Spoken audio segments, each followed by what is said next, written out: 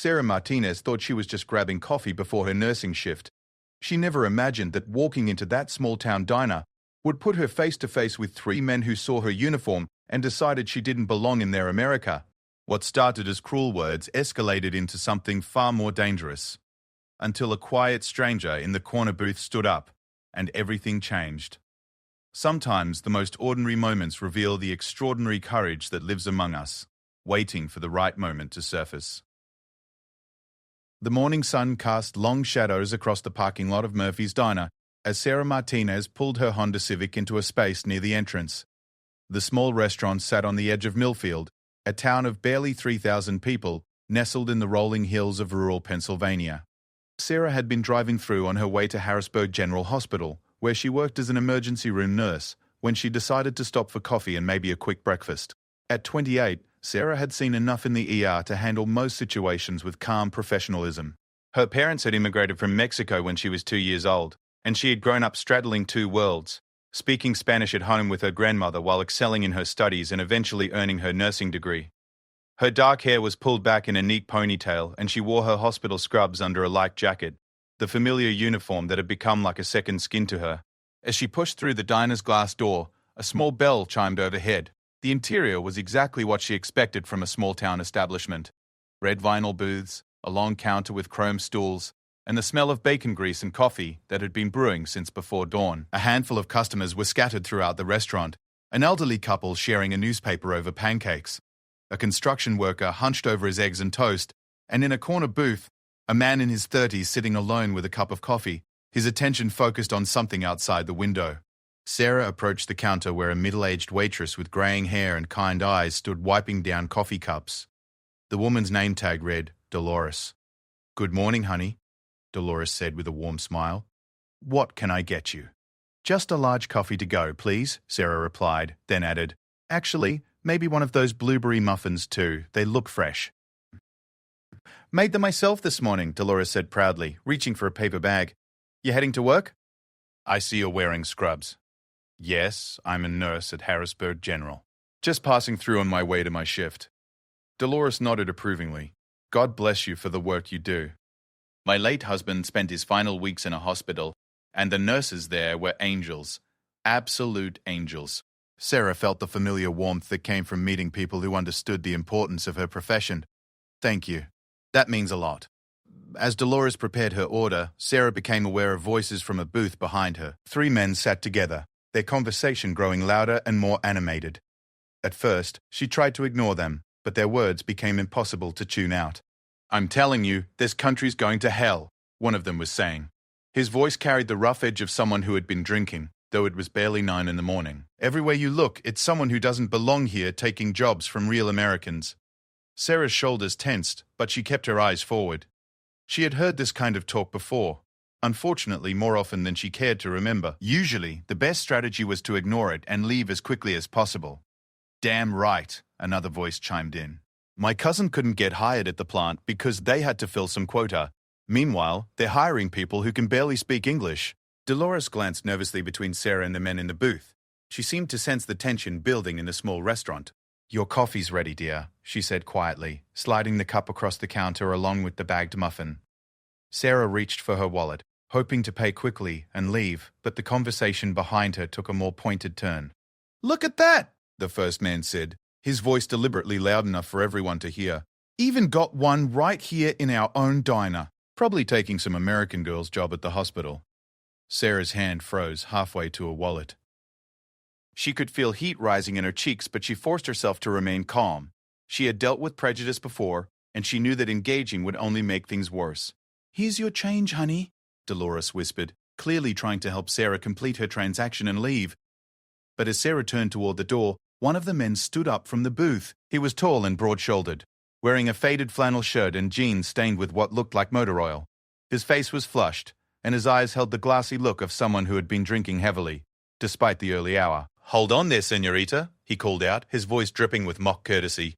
"Don't you think it's polite to say hello when someone's talking to you?" Sarah stopped walking but didn't turn around. "I'm just trying to get to work," she said evenly. "Work?" the man repeated with a harsh laugh. "Yeah, I bet you are. Taking care of real Americans in that hospital, right? Probably don't even have the right paperwork. Now Sarah did turn around, her professional composure warring with rising anger. I'm a registered nurse, born in this country, and I help anyone who needs medical care regardless of where they come from. The man's two companions had also stood up now, and Sarah realized with growing alarm that they were positioning themselves to block her path to the door. The construction worker at the counter had looked up from his breakfast, his expression concerned. The elderly couple in the corner booth seemed to shrink into their seats, clearly uncomfortable with the confrontation but uncertain what to do. "Born here, sure," the second man said with a sneer. He was shorter than his friend but carried himself with the aggressive swagger of someone looking for a fight. "But your parents weren't, were they? Probably swam across the river to drop you here so you could be an anchor baby."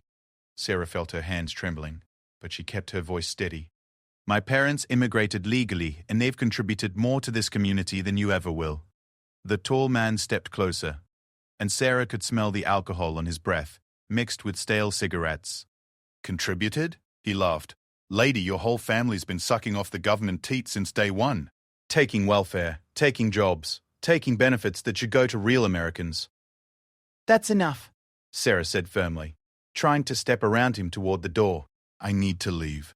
The man moved to block her path again, and his expression shifted from mocking to genuinely threatening.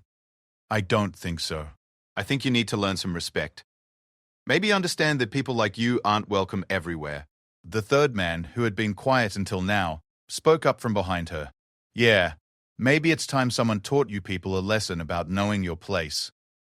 Sarah's heart was racing now, and she glanced around the diner looking for help. Dolores stood behind the counter, her face pale with fear, one hand reaching toward what Sarah hoped was a phone. The construction worker had half risen from his stool, but seemed uncertain whether to intervene. The elderly couple looked terrified. It was then that Sarah noticed the man in the corner booth. Throughout the entire confrontation, he had remained seated, seemingly focused on his coffee and whatever he was looking at outside the window. But something about his posture had changed. He sat straighter now, and while his head was still turned away, Sarah could sense that his attention was completely focused on what was happening. The tall man reached out and grabbed Sarah's arm, his fingers digging into her jacket. "You know what I think?" he said, his voice dropping to a menacing whisper.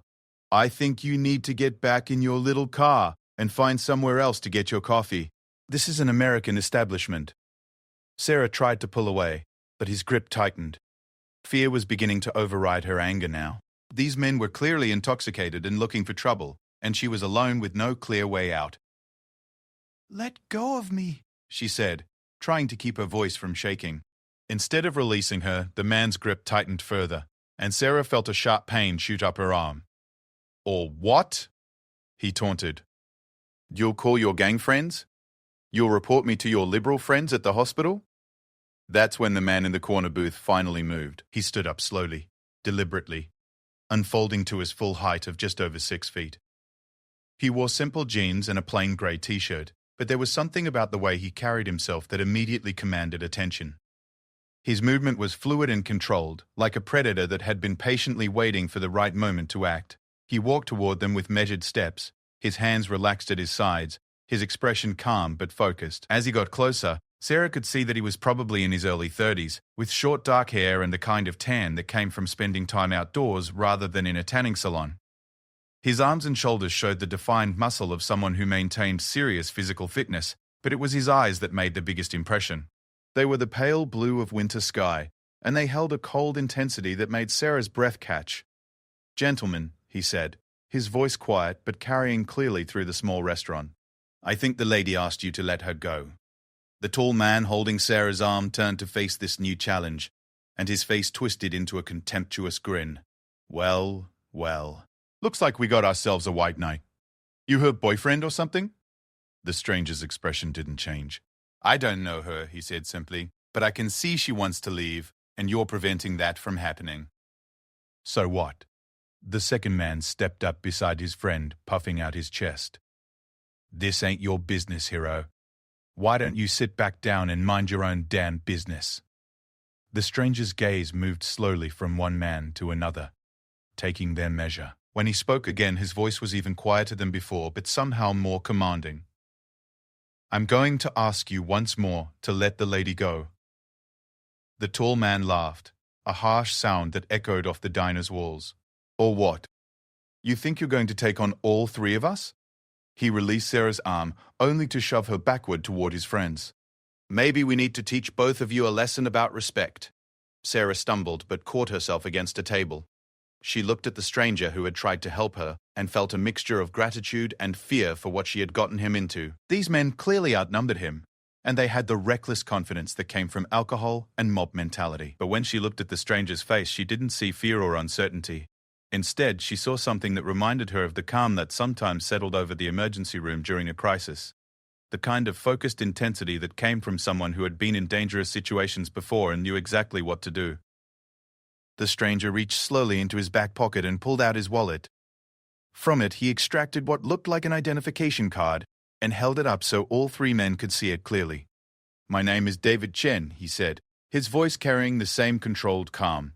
"I'm a Navy SEAL, currently on leave. I've just spent the last 18 months deployed overseas, and I came to this diner for some quiet coffee and maybe a peaceful breakfast." The three men stared at the military ID, and Sarah could see uncertainty flickering across their faces for the first time since the confrontation began. David continued, his voice never rising above conversational level. "Now, I've seen enough violence in the past year and a half to last several lifetimes. I really don't want to see any more this morning. So I'm going to ask you one final time to step away from the lady and let her leave." The tall man's face had gone slightly pale, but his pride wouldn't let him back down in front of his friends and the other diner customers. "I don't care if you're a Navy SEAL or the president's bodyguard," he blustered. "This is still a free country and we can say whatever we want to whoever we want." David nodded slowly. "You absolutely can," he agreed. "The Constitution guarantees your right to free speech. But it doesn't guarantee your right to physically restrain someone against their will, which is what you were doing when you grabbed her arm." He put his wallet back in his pocket, and Sarah noticed that his stance had shifted subtly. His feet were positioned slightly wider than shoulder-width apart, and his weight was balanced on the balls of his feet. To a casual observer, he might have looked relaxed, but Sarah recognized the posture of someone ready to move quickly if necessary. "Now," David continued, "here's what's going to happen. The lady is going to pick up her coffee and muffin, walk to her car, and drive away. You three are going to sit back down and finish your breakfast, and everyone gets to go about their day without anyone getting hurt." The second man, perhaps emboldened by his friend's refusal to back down, stepped forward aggressively. "And what if we don't want to do that, soldier boy? What if we decide we're not done with our conversation?" David's expression remained perfectly calm, but something subtle changed in his eyes. "Then I'll be forced to defend an innocent person from assault," he said. "And trust me when I tell you that you really don't want that to happen." The tension in Murphy's diner had reached a breaking point. Sarah could feel the electricity in the air as the three men faced off against David Chen, the Navy SEAL who had stepped in to help her. The elderly couple in the corner booth had quietly slipped out through the back exit, and Dolores stood frozen behind the counter, her hand hovering over the phone as if debating whether to call the police. The tall man who had grabbed Sarah's arm seemed to be wrestling with his pride and his growing awareness that he might have bitten off more than he could chew. His face was flushed with alcohol and anger, but there was also a flicker of uncertainty in his eyes as he stared at David's military identification. "You know what your problem is," the man said, his voice slightly less steady than before. "You military types think you're better than everyone else. Think you can come back from whatever sandbox you were playing in and tell real Americans how to act." David slipped his wallet back into his pocket with deliberate calm. "I don't think I'm better than anyone," he replied. "But I took an oath to defend people who can't defend themselves, and that oath doesn't expire when I take off the uniform." The second man, shorter and stockier than his friend, seemed to be working up his courage. 3 against 1, hero. "I don't care how tough the Navy thinks they made you." Sarah found herself holding her breath. She had seen enough violence in the emergency room to know how quickly things could escalate, how a simple confrontation could turn into something tragic in a matter of seconds. "Please," she said, her voice cutting through the tension. "I just want to leave. Nobody needs to get hurt." "Shut up," the third man snapped at her. "You started this by coming where you don't belong." That seemed to be the final straw for David. Sarah saw his jaw tighten slightly, and when he spoke again, his voice carried a new edge of authority that reminded her of the emergency room doctors when they were dealing with a life-threatening crisis. "Gentlemen, you had exactly 10 seconds to step aside and let this lady leave," he said. "After that, I'm going to assume you intend to harm her, and I will respond accordingly." The tall man's face twisted with rage. You threatening us? You think you can come in here and threaten American citizens? I'm not threatening anyone, David replied with deadly calm. I'm making you aware of the consequences of your actions. 5 seconds. Instead of backing down, the second man suddenly lunged forward, swinging a wild haymaker at David's head. What happened next unfolded so quickly that Sarah almost missed it, but the image would be burned into her memory for years to come.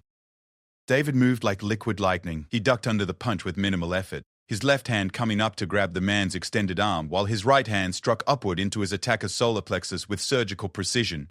The man doubled over with a grunt of pain, all the air driven from his lungs, and David smoothly twisted his arm behind his back before applying pressure to a nerve cluster that sent him to his knees. The entire sequence took less than 3 seconds. Stay down, David said quietly to the gasping man. You're not hurt, but you will be if you get up.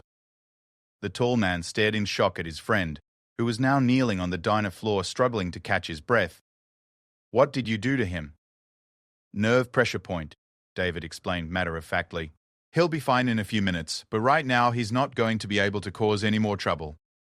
The third man, who had been standing behind Sarah, suddenly made his move. He grabbed her around the waist from behind, using her as a human shield as he pulled her back against his chest. All right, soldier boy, he snarled. Let's see how tough you are when someone innocent might get hurt. The man's arm was pressed across her throat, not tight enough to choke her, but making it clear that he could increase the pressure at any moment. She could smell his sour breath and feel the tremor in his hands that suggested he was either terrified or still riding an adrenaline high from the alcohol. David's entire demeanor shifted. The controlled calm remained, but now it was overlaid with the focused intensity of a predator that had identified a genuine threat. His pale blue eyes locked onto the man holding Sarah, and she could practically feel the calculation happening behind them. Let her go, David said, his voice dropping to barely above a whisper. You really don't want to make this about hostages. I'll let her go when you back the hell off and mind your own business, the man replied, tightening his grip slightly. Sarah winced as his forearm pressed harder against her windpipe. The tall man seemed to take courage from his friend's actions. Yeah, that's right. Now, who's got the advantage? Maybe you should have stayed in your corner booth and kept your mouth shut. David took a half step forward, and the man holding Sarah immediately increased the pressure on her throat. Stay back, he shouted. I'm not kidding around here. Neither am I, David replied. His voice was so quiet now that Sarah had to strain to hear him, but there was something in his tone that made her captor's grip loosen slightly despite himself.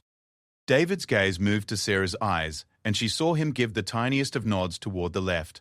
At first, she didn't understand what he was trying to communicate, but then she realized he was indicating the direction she should move when the moment came. You know, David continued conversationally, in my experience, people who take hostages usually haven't thought through what comes next. What's your plan here? Are you going to hold her indefinitely? Because I can guarantee you that the police are already on their way.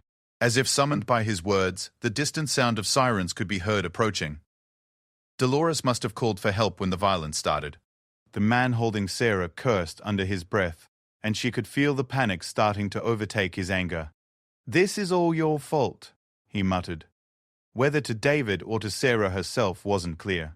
Actually, it's not, David said, taking another small step forward. This is entirely your choice. You chose to confront an innocent person. You chose to escalate to violence. And now you're choosing to make it worse by taking a hostage. But you can still choose to end this before someone gets seriously hurt. The tall man looked uncertainly between his friend on the floor, who was slowly starting to recover his breath, and his other friend who was holding Sarah.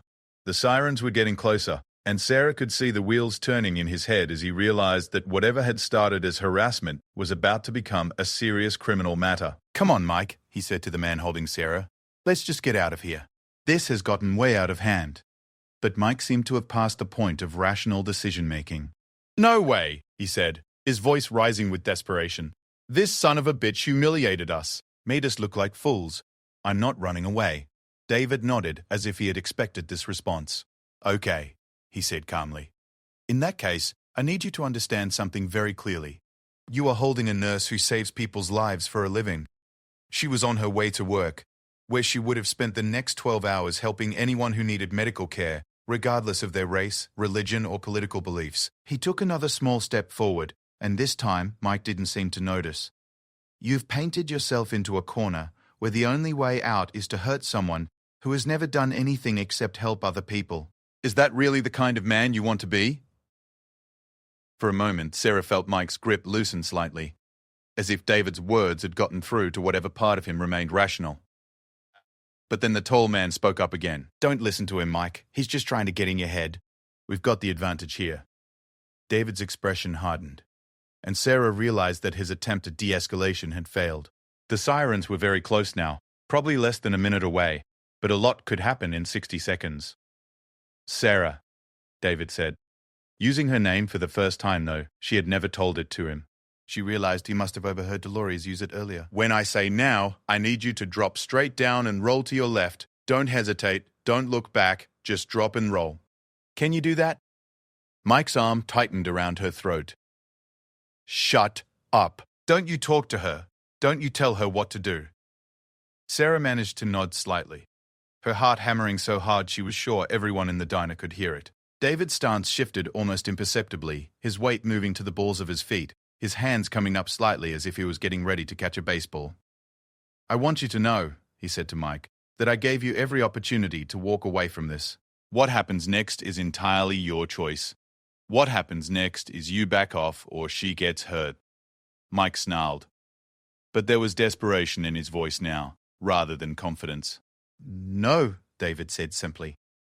What happens next is I take you down, and she goes home to her family. And then, everything happened at once. David suddenly threw himself to the right, drawing Mike's attention and causing him to turn slightly to track the movement. At the same instant, he shouted, "Now!" And Sarah didn't hesitate. She dropped straight down, feeling Mike's arm slide over her head as she fell, and rolled hard to her left just as David had instructed. As soon as she was clear, David moved with the same lightning speed he had demonstrated earlier. But this time, instead of the controlled, minimal force he had used on the second attacker, Sarah could see that he was done playing games. He closed the distance to Mike in 2 quick steps, his left hand grabbing the man's wrist, while his right delivered a precise strike to his shoulder that made him cry out in pain and immediately release his grip. Before Mike could recover, David spun him around and applied what Sarah recognized as a professional restraint hold, the kind used by police officers and security personnel. Mike found himself face down on the floor with his arm twisted behind his back, completely immobilized, and crying out in pain and frustration. The tall man, seeing both of his friends now neutralized, finally seemed to understand the reality of the situation. He raised his hands and backed away toward the wall. Okay. I'm done. I give up. The diner fell into relative silence except for Mike's cursing and the sound of the sirens, which were now right outside. David maintained his hold on Mike but looked over at Sarah, who was still sitting on the floor where she had rolled. Are you hurt? He asked, genuine concern in his voice. Sarah took a mental inventory of herself and shook her head. No, I think I'm okay, just shaken up. The front door of the diner burst open, and 2 police officers rushed in with their weapons drawn. They quickly assessed the scene, David holding one man on the floor, another man slowly getting to his feet while holding his stomach, and a third man against the wall with his hands up. Police, nobody move, the lead officer shouted. David immediately released his hold on Mike and stepped back with his hands visible. Officers, I'm David Chen, active duty Navy. I have identification in my back pocket. These men assaulted this woman, and I intervened to protect her. The second police officer helped Sarah to her feet, while the first kept his weapon trained on the group of men. Ma'am, are you injured? Do you need medical attention? I'm fine, Sarah said, her voice still shaky. I'm a nurse, I can tell if I'm hurt. That man, she pointed to David, he saved me. Those 3 men attacked me, and he stopped them. Dolores emerged from behind the counter where she had been crouched during the confrontation. Officers, she's telling the truth. Those 3 men came in drunk and started harassing her because she's Hispanic. They grabbed her and wouldn't let her leave. That young man tried to help, and they attacked him. The construction worker who had been eating his breakfast also spoke up. The lady's right, officer. I saw the whole thing. Those 3 were looking for trouble from the moment they walked in. The military guy tried to de-escalate, but they wouldn't listen. As the police sorted out the situation, paramedics arrived to check on everyone involved. The second attacker, who David had taken down first, was sitting in a chair holding his stomach but seemed to be recovering. Mike had a dislocated shoulder from David's final takedown and was cursing steadily as the paramedics examined him. Sarah found herself giving her statement to one of the officers while David spoke with the other. She kept glancing over at him, still amazed by what she had witnessed. The controlled violence, the precise application of just enough force to neutralize the threats without causing permanent harm. The way he had read the situation and adapted his tactics accordingly. It was like watching a master craftsman at work, except the craft happened to be protecting innocent people. When the officer finished taking their statement, Sarah walked over to where David was standing by his booth. His coffee cup was still sitting on the table, probably cold by now, along with a partially eaten piece of pie. "I don't know how to thank you," she said. David shook his head. "You don't need to thank me. I did what anyone should have done in that situation." "But not everyone would have," Sarah replied. "Most people would have looked the other way, or maybe called the police and hoped for the best. You put yourself at risk to help a complete stranger." David looked uncomfortable with the praise. "It's not about being brave. It's about doing what's right. Those men were out of line, and someone needed to stop them." Sarah studied his face, seeing past the calm exterior to the genuine concern underneath. "Can I ask you something? When you showed them your military ID, were you hoping it would scare them off?"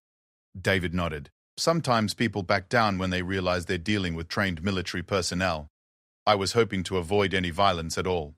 But some people," he gestured toward Mike, who was being loaded into an ambulance, "some people are determined to learn things the hard way." The lead police officer approached them. "Mr. Rebow. Chen, we're going to need you to come to the station to finish your statement, but I want you to know that based on the witness accounts, you're not going to face any charges. This was clearly a case of defending someone else from assault." David nodded. "I understand, officer. I'll follow you to the station." The officer turned to Sarah. "Ma'am, we'll need you to come in as well to finish your statement. Are you able to drive yourself, or would you like us to arrange transportation?" Sarah looked at her watch and realized that her shift at the hospital had started 20 minutes ago. "Actually, I need to call my supervisor and explain why I'm late for work. This is going to be an interesting conversation." As the police finished their work and the last of the 3 attackers was taken away in handcuffs, the diner began to return to something resembling normalcy. Dolores insisted on refilling David's coffee and wrapping up a fresh muffin for Sarah, refusing to accept payment from either of them. "After what you did here today," she said to David, "your money's no good in my restaurant. You come back anytime, and breakfast is on the house." Outside in the parking lot, Sarah and David walked to their cars together. The morning sun was higher now, and the events in the diner already felt surreal, like something that had happened to someone else. "I have to ask," Sarah said as they reached her Honda, "how did you stay so calm in there?" "I was terrified, but you looked like you were having a casual conversation." David was quiet for a moment, his gaze focused on something in the distance. "Fear is information," he said finally. "It tells you that there's danger, that you need to pay attention and be ready to act. But it doesn't help you make good decisions. Training helps you make good decisions." He looked back at her with those pale blue eyes. "You stayed pretty calm yourself considering the circumstances. When I told you to drop and roll, you didn't hesitate. That took courage." Sarah felt heat rise in her cheeks. "I was just following your instructions. You obviously knew what you were doing." "Trust is a form of courage too," David replied. "You trusted a complete stranger with your safety. Not everyone would have done that." They stood in comfortable silence for a moment, both processing what they had been through together. Sarah realized that she felt oddly reluctant to leave, as if walking away would somehow diminish the significance of what had happened. "David," she said, "I know you said you don't need to be thanked, but I need you to understand something. What you did in there, it wasn't just about stopping those men from hurting me. It was about standing up for the principle that people shouldn't be attacked for who they are or where they come from." David nodded slowly.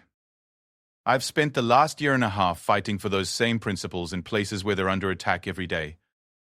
I'm not going to stop defending them just because I'm back home." As they parted ways to follow the police to the station, Sarah realized that her encounter with David Chen had changed something fundamental in her understanding of courage and human decency. She had witnessed someone who embodied the best of what it meant to serve others. Someone who would put himself at risk to protect a stranger simply because it was the right thing to do. 3 hours later, Sarah finally walked through the automatic doors of Harrisburg General Hospital's emergency department, her head still spinning from the morning's events. The police station had been a whirlwind of statements, paperwork, and repeated explanations of what had happened at Murphy's Diner. David Chen had been professional and thorough in his account, providing details with the precision of someone trained to give military briefings. The 3 attackers had been charged with assault, harassment, and in Mike's case, unlawful restraint and making terroristic threats. Sarah! Her supervisor, Janet Morrison, hurried over as soon as she spotted her. Janet was a veteran nurse in her 50s who had seen everything the emergency room could throw at her, but her usually composed face showed genuine concern. Are you okay? I got your message about some kind of incident, but the details were unclear. Sarah set down her purse and reached for her stethoscope from her locker. I'm fine, Janet. Just a little shaken up. 3 men at a diner decided they didn't like the fact that I'm Hispanic and tried to prevent me from leaving. A Navy SEAL who happened to be there stepped in and stopped them. Janet's eyebrows shot up. A Navy SEAL? You're kidding. I wish I were. It was probably the most terrifying and amazing thing I've ever witnessed. This guy, David Chen, he handled 3 men like it was nothing. Professional, controlled, just enough force to neutralize the threat without seriously hurting anyone. As Sarah changed into fresh scrubs and prepared for her shift, she found herself thinking about David's quiet intensity, the way he had moved with such purpose and precision. She had worked with plenty of military veterans who came through the ER, but she had never seen someone embody the warrior ethos so completely while maintaining such obvious compassion for others. Well, I'm just glad you're safe, Janet said. Take it easy today if you need to. I can adjust your assignments. Actually, I think staying busy will be good for me, Sarah replied. I need to focus on something other than what happened this morning. The emergency department was typically busy for a Thursday morning. Sarah threw herself into her work, treating everything from a construction worker with a lacerated hand to an elderly woman experiencing chest pains. The familiar rhythm of medical care helped settle her nerves, reminding her of her purpose and her capabilities. It was during her lunch break that she received an unexpected phone call. The caller ID showed a number she didn't recognize and she almost didn't answer. Hello? Sarah? This is David Chen, from this morning at the diner. David, how did you get my number? I hope you don't mind. I asked Officer Rodriguez for it when we were finishing up at the station. I wanted to check on you, make sure you were okay after everything that happened. Sarah felt a warmth spread through her chest. That's very thoughtful of you. I'm fine, really. I'm at work now, actually. Staying busy helps. Good. I'm glad you felt up to going in. I was worried that the whole experience might have... Well, I know how these things can affect people sometimes. There was something in his voice that suggested he spoke from experience, that he had seen the aftermath of violence before and understood its lingering effects. David, can I ask you something? Sarah said, stepping into a quiet corridor where she could speak more privately. This morning when you first stood up to help me, did you know it was going to turn violent? David was quiet for a moment. I hoped it wouldn't, he said finally. But yes, I could see the signs. The way they were positioned, their body language, the level of intoxication. They were looking for a fight, and they weren't going to be satisfied until they found one. Then why did you get involved? You could have just called the police and stayed out of it, because by the time the police arrived, you could have been seriously hurt. And because, he paused, seeming to choose his words carefully. Because I've seen what happens when good people stand by and do nothing while others are attacked for who they are. I've seen it in other countries, and I've seen it here at home. I can't be part of that silence. Sarah felt tears prick at the corners of her eyes. You know, in all the chaos and the police statements, I never got to tell you something. Those men, they said things about my parents, about immigrants, about people like me not belonging here. I've heard that kind of talk before, but this was different. This felt dangerous. It was dangerous, David replied. Hate speech often escalates to hate crimes. What started as verbal harassment was already moving toward physical assault. You were right to be afraid. But I wasn't just afraid, Sarah continued. I was angry too. Angry that in 2026, people still judge others based on their name or their skin color. Angry that my parents, who have worked 2 jobs each for 25 years to build a life here, could be dismissed as somehow less American than those men. David's voice was gentle when he responded. Your anger is justified, Sarah. What they said to you was wrong, and it was meant to hurt and intimidate you. But you handled yourself with dignity and courage. You didn't let them make you into something you're not. They talked for a few more minutes before Sarah had to return to her shift. As she hung up the phone, she realized that talking to David had helped her process the morning's events in a way that simply staying busy couldn't. He understood the gravity of what had happened without making her feel like a victim, and he had helped her see her own strength in the situation. The rest of her shift passed without incident, but as Sarah prepared to drive home that evening, she found herself thinking about the route she usually took. It would take her right past Murphy's Diner, and she wasn't sure she was ready to see the place again so soon. Her phone buzzed with a text message from an unknown number. "This is David. I know this might sound presumptuous, but would you like to get dinner? Somewhere with better security than a small-town diner.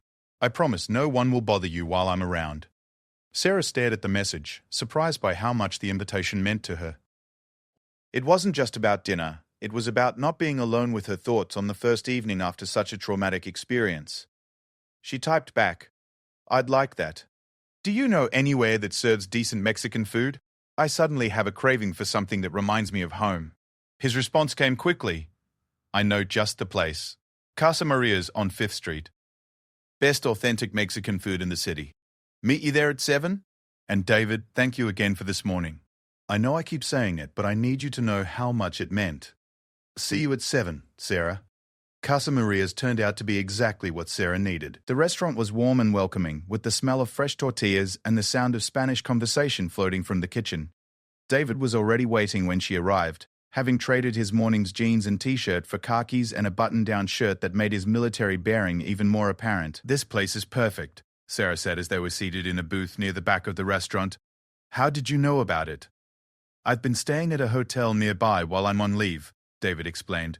"I've been eating here pretty regularly. The owner, Maria, reminds me of my grandmother. She doesn't let anyone leave hungry."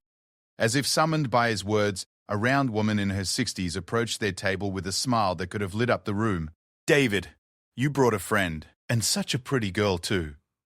David stood to greet her with a respectful hug. "Maria, I'd like you to meet Sarah Martinez. Sarah, this is Maria Gonzalez, who makes the best chile rellenos this side of Mexico City." Maria beamed and turned to Sarah, immediately launching into rapid Spanish. Sarah responded fluently, and the two women chatted for several minutes before Maria hurried back to the kitchen, promising to bring them something special. "Your Spanish is excellent," David observed. "It should be. My grandmother refused to speak English in her house. She said if we were going to live in America, we needed to be able to speak both languages perfectly, so no one could ever say we didn't belong." Smart woman. How much of today's events was about language, do you think? Sarah considered the question while they waited for their food. Some of it, maybe. But mostly, it was about fear. Those men were afraid of change, afraid of losing something they thought was exclusively theirs. My existence threatens their version of what America should look like. "Their version is wrong," David said simply. "I've served with soldiers from every background you can imagine. Mexican Americans, African Americans, Asian Americans, Muslim Americans, Jewish Americans, Christian Americans. The thing that made us strong as a unit wasn't our similarity. It was our differences. Different perspectives, different strengths, different ways of solving problems." Maria returned with plates of food that looked like art and smelled like heaven. She fussed over them for a moment, making sure they had everything they needed before leaving them to eat. "This is incredible," Sarah said after her first bite. "But I have to ask, what made you become a SEAL? It's not exactly a career choice most people make on a whim." David paused with his fork halfway to his mouth. "Honestly, September 11th. I was in high school when it happened, and I watched those towers fall on television. I decided that day that I wanted to do something to protect people from that kind of hate." "And have you?" "Protected people, I mean. Some. I've done my part to keep bad people from hurting innocent ones. But today was different." He looked directly at her with those pale blue eyes. Today was about protecting someone right here at home, and it felt more important somehow, more personal. They ate in comfortable silence for a while, both lost in their own thoughts. Sarah found herself studying David's face, noting the small scar near his left temple, the careful way he positioned himself with his back to the wall so he could see the entire restaurant. Even here, in this peaceful place, he was alert and ready. "Can I ask you something that might be too personal?" Sarah said finally. David nodded. "Go ahead." "This morning when you took down those men, it was like watching a machine. Precise, efficient, no wasted motion. But you also showed restraint. You could have hurt them much worse than you did, couldn't you?" David set down his fork and was quiet for a long moment. "The goal is never to cause unnecessary harm," he said finally. "The goal is to neutralize the threat with the minimum force required. Yes, I could have hurt them badly, but that wouldn't have served any purpose beyond satisfying my anger." "Were you angry?" "Furious," David admitted. "What they said to you, the way they grabbed you, the casual cruelty of it all. I wanted to make them pay for that. But anger makes you sloppy. Makes you make mistakes. So I used the anger as fuel, but kept it controlled. Sarah reached across the table and touched his hand gently. Thank you for keeping it controlled. Thank you for being exactly who you are. David turned his hand palm up and squeezed her fingers gently. Thank you for trusting me this morning. In a situation like that, trust can mean the difference between everyone going home safe and someone getting seriously hurt. They talked for another hour, sharing stories about their families, their work, their hopes for the future. Sarah learned that David was originally from California, that he had been deployed to 3 different countries during his military career, and that he was considering leaving the SEALs to pursue a career in law enforcement when his current enlistment ended. I want to keep protecting people, he explained, but I'm tired of being so far away from home. Tired of fighting battles that most Americans never hear about. What happened today, that's the kind of battle that happens right here at home, Sarah observed. Exactly. And maybe it's time I focused on fighting those battles instead. As the evening wound down and they prepared to leave the restaurant, Maria approached their table one more time. She spoke quietly to David in Spanish, and Sarah caught enough to understand that she was inviting him to bring Sarah back for Sunday dinner with her family. Outside the restaurant, they walked slowly to their cars, neither seeming eager to end the evening. Sarah, David said as they reached her Honda, I want you to know that what happened today doesn't define you. You're not a victim. You're a strong, capable woman who happened to encounter some ignorant bullies. I know that intellectually, Sarah replied, but emotionally, it's going to take some time to process. They made me feel small and unwelcome in my own country. That's exactly what they intended. But here's what I want you to remember. They failed. They set out to intimidate you, to make you feel like you don't belong, and instead they ended up in jail while you went back to work saving people's lives. They lost, Sarah. In every way that matters, they lost. Sarah felt tears of gratitude and relief spring to her eyes. How do you always know exactly the right thing to say? I don't, David admitted with a small smile. But I know what it's like to face hatred and violence, and I know how important it is to remember that the haters don't get to define who you are or what you're worth. As they said goodbye and drove their separate ways, Sarah realized that her encounter with David Chen had taught her something important about courage. It wasn't the absence of fear. It was the decision to act in spite of fear when something important was at stake. David had shown that kind of courage when he stood up to 3 hostile men to protect a stranger. But in her own way, she had shown courage too, by continuing to work as a nurse, by refusing to be intimidated, and by choosing to have dinner with David instead of hiding at home. 3 weeks later, Sarah was surprised to receive a phone call from Officer Rodriguez, the policeman who had taken her statement at the diner. Martinez, I wanted to let you know that all 3 men from the diner incident have been sentenced. The one who grabbed you initially got 6 months in jail plus community service. The one who took you hostage got 2 years in state prison. The third man got probation and anger management classes. That's more than I expected, Sarah said. The judge was not happy about the hate crime aspect of the case. He said he wanted to send a message that this kind of behavior won't be tolerated in his jurisdiction. Also, I thought you'd want to know, David Chen has been commended by the department for his actions. We don't often see civilians handle a situation that professionally. After she hung up, Sarah sat in her apartment, thinking about how much her life had changed since that morning at Murphy's diner. She and David had been seeing each other regularly, their relationship growing from mutual respect into something deeper. He had decided to leave the military when his enlistment ended and was already in the application process with several police departments in the area. More importantly, Sarah had found a new sense of confidence and purpose. She had started volunteering with a local organization that provided support to victims of hate crimes, using her medical training and her personal experience to help others who had faced similar attacks. The following month, David received his honorable discharge from the Navy and accepted a position with the Pennsylvania State Police. At his graduation ceremony from the police academy, Sarah sat in the audience wearing a dress the color of summer sky, watching as he took an oath to continue protecting and serving the people of his home state. During his speech to the graduating class, David spoke about the importance of standing up for those who couldn't protect themselves, about the courage it takes to intervene when others are being victimized, and about the responsibility that comes with the power to make a difference. 6 months ago, he said, looking out at the audience, I witnessed 3 men attack a young woman simply because of her heritage. They thought their hatred made them strong, but it only revealed their weakness. The real strength belonged to the woman who refused to be intimidated, who went back to work helping others even after being threatened and assaulted. His eyes found Sarah in the crowd, and she felt her cheeks warm as he continued. That woman taught me that heroism isn't just about dramatic interventions in moments of crisis. It's about choosing to keep doing good in the world even when that world has shown you its ugliest face. It's about refusing to let hatred change who you are or what you believe in. After the ceremony, as they walked to their cars in the parking lot of the academy, David took Sarah's hand and stopped walking. "I have something to tell you," he said, and Sarah's heart began to race as she saw the serious expression on his face. "What is it?" "That first day at the diner when I stood up to help you, I told myself I was just doing what anyone should do. But that wasn't entirely true." He reached into his pocket and pulled out a small velvet box. "The truth is, from the moment I saw you walk into that restaurant, I was captivated. You carried yourself with such grace and dignity, and when those men started harassing you, I knew I couldn't just sit there and do nothing." Sarah's hand flew to her mouth as David dropped to one knee in the academy parking lot. "Sarah Martinez, you are the strongest, most compassionate person I've ever met. You face hatred with kindness, violence with healing, and fear with courage.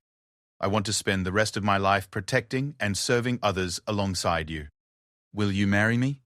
Through her tears, Sarah could see the same pale blue eyes that had first assessed the threat in Murphy's diner, that had stayed calm under pressure, that had looked at her with such concern and respect.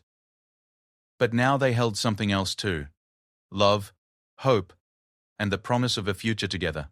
"Yes," she whispered, then louder. "Yes, David Chen, I will marry you. WCTD. "Oh, then you're—" As he slipped the ring onto her finger and stood to kiss her, Sarah realized that what had started as the worst morning of her life had become the beginning of the best chapter she could have imagined. Sometimes the most beautiful love stories begin in the most unlikely places, forged in moments of crisis and strengthened by shared values and mutual respect. 6 months later, they were married in a ceremony that brought together David's military friends, Sarah's medical colleagues, and families from both of their diverse backgrounds. Maria from Casa Maria's catered the reception, and Officer Rodriguez served as one of David's groomsmen. In his wedding vows, David promised to continue standing up for what was right, to protect the innocent, and to love Sarah with the same fierce determination he had shown that morning in the diner. In her vows, Sarah promised to continue healing and helping others, to stand beside David in his service to their community, and to never let the hatred of others diminish her capacity for love. As they danced their first dance as husband and wife, Sarah thought about how that terrible morning had led to this moment of perfect joy. She thought about her grandmother's words about belonging in America, about David's courage in the face of injustice, and about the power of ordinary people to create extraordinary change in the world. The story that began with 3 men trying to teach Sarah Martinez that she didn't belong ended with her surrounded by a community that celebrated exactly who she was and everything she represented. In the end, love and courage had triumphed over hatred and fear, proving that even in the darkest moments, hope and human decency could light the way forward.